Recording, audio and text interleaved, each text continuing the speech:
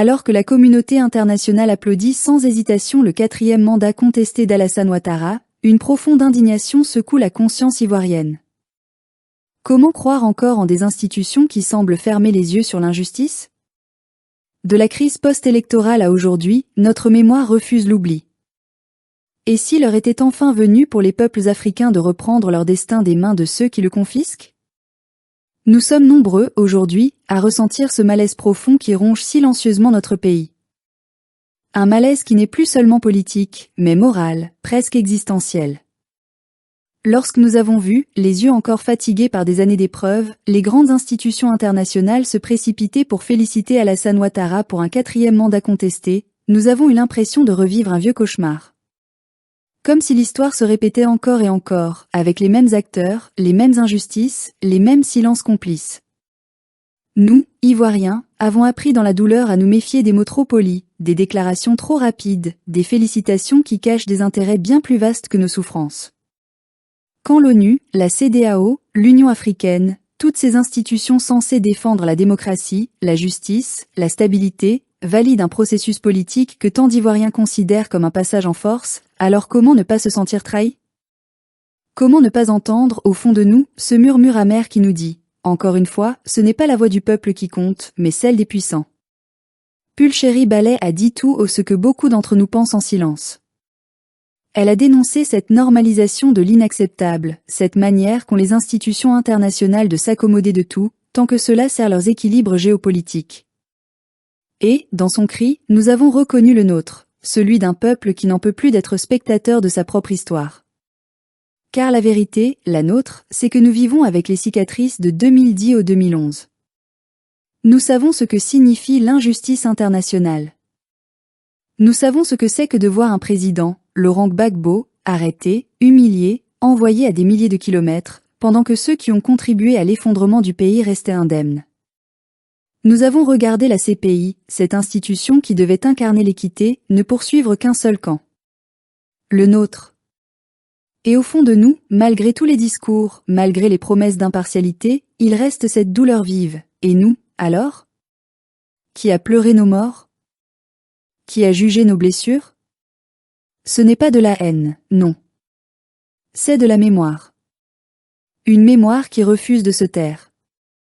Une mémoire qui refuse d'être effacée pour satisfaire les récits officiels de ceux qui détiennent le pouvoir ou les micros.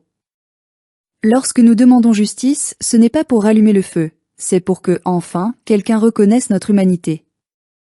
C'est pourquoi, quand la communauté internationale applaudit un 4e mandat, alors que tant d'Ivoiriens crient à la rupture constitutionnelle, nous sentons un vieux vertige.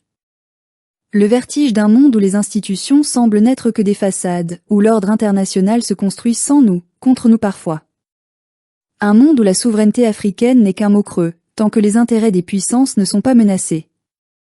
Mais nous devons aussi nous regarder en face. Nous avons trop souvent attendu que ces mêmes institutions étrangères viennent résoudre nos crises, arbitrer nos conflits, trancher nos débats internes. Et aujourd'hui, nous découvrons que ceux vers qui nous nous tournons ne sont peut-être pas les garants de la justice que nous espérions. Peut-être avons-nous mis trop d'espoir entre les mains de ceux qui n'ont jamais partagé notre destin. L'Afrique n'aura jamais de justice tant qu'elle ne la construit pas elle-même. La Côte d'Ivoire ne retrouvera jamais sa dignité si elle continue de laisser les autres écrire les chapitres les plus importants de son histoire. Quand une institution internationale choisit de ne voir qu'un seul crime, qu'un seul coupable, qu'un seul récit, alors elle cesse d'être une institution, elle devient un instrument. Et pourtant, malgré nos colères, malgré nos déceptions, quelque chose tient encore dans le cœur des Ivoiriens. Une flamme têtue. Une espérance que rien n'a réussi à éteindre. Nous ne croyons peut-être plus aux institutions internationales comme avant. Nous ne croyons peut-être plus à ces discours sur la démocratie importée comme un produit manufacturé. Mais nous croyons encore en nous. En notre peuple. En notre capacité à décider, à protester, à reconstruire.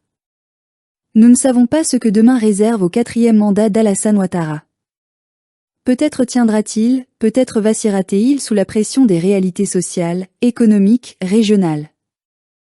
Mais ce que nous savons, c'est que le peuple ivoirien n'est plus le peuple docile des années 1990.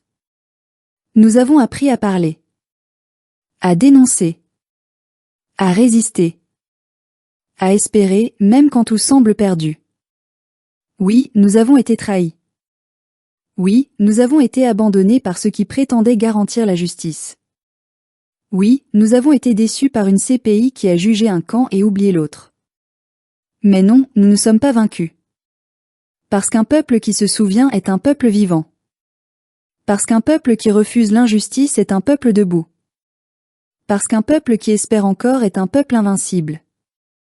Et un jour, peut-être plus tôt que certains ne l'imaginent, nous serons enfin libres de notre propre justice, de notre propre démocratie, de notre propre souveraineté non pas validée par les chancelleries étrangères, mais construite par nos mains, par nos luttes et par nos rêves.